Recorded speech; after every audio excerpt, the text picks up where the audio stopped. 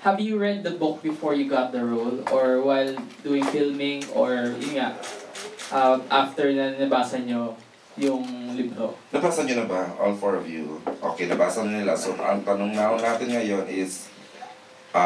So, ang tanong doon is, how did you react to the role? And sa tingin nyo ba nakarelate talaga kayo when you were reading the book? Ayun. After reading it and then you're actually doing the roles, the characters, nakarelate. Me personally, hindi ko pa nabasa yung libro. Kasi what happened is, Audrey de la Cruz, she isn't really a positive image all throughout the movie. Kasi nga, nangaaway siya. So meron siyang parang kontrabida part and almost like secret part of the movie.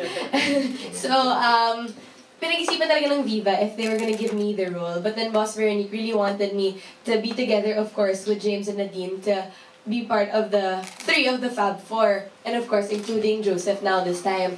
And so what I did, we were so close to the days of shooting when they finally made the decision na ako talagang gaganap na Audrey. I talked to Alisana instead, and then I asked her everything na, kasi for me, para mabuhay ako sa character ni Audrey now, I wanted to know what happened before, what's gonna happen in the next book, para alam ko kung paano ko aatakihin yung part ng script where the book is coming from. Part of the book where the script is coming from. Yun. Well, ako naman, honestly, hindi ko rin nabasa yung book. Actually, parang 30 pages lang, pero huminto na ako. Gorgeous. So yun, trinay kong basahin yung book, siguro mga 30 pages, pero huminto na ako kasi nag-start na rin kami mag-taping ng Pure Love, and yun nga, binasa ko na rin yung script.